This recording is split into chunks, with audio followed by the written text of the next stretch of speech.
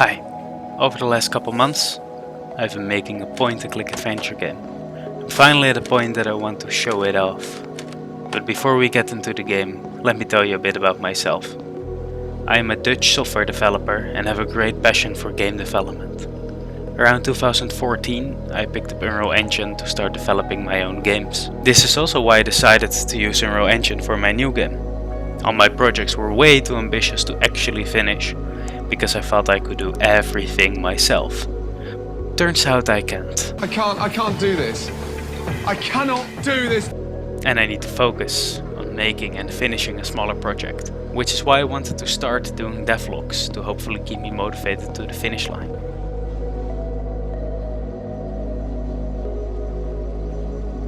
The Euclid Directive is a point-and-click adventure game set in a giant office building of the company Monocorp. You play as Euclid, a software engineer who's leading one of the new projects. After your review to the board goes wrong, you are demoted and are slowly driven down the rabbit hole of old company conspiracies and covered up projects. The story is still in a rough shape, but there is a complete story here. The gameplay is mostly point-and-click adventure. Think of games like Grim Fandango, for instance. Only I have chosen to give you free movement as well, to give you more opportunities to explore.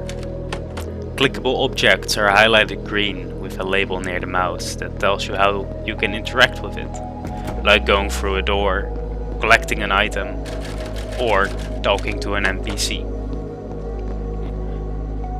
There are a ton of NPCs to talk to, who all do their own thing. They can go to their desk to work, or maybe get some coffee from the micro kitchen.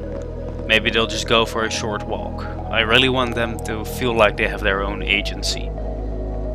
Currently their entire behavior tree looks like this, and I wanted to know what you think. Would it be fun to also maybe have a stealth mechanic for NPCs that may want to harm you?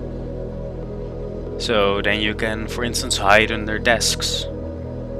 I need to refine the AI a lot further, but we really are getting somewhere. It feels much more alive. Then there's also the computer that plays a big part in the game. Here you find a ton of personal information about an NPC.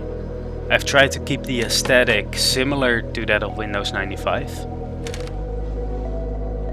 You can open programs in the same way you would expect on a normal computer, and even look through the mails or their files. Currently only text files are supported, but I want to also include audio files, and maybe even the ability to edit and save files. I really like using the computer, how it is right now, but I'm torn on how far I should really take it.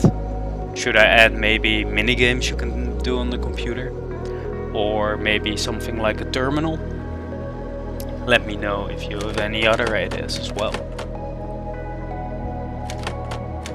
That's it for now.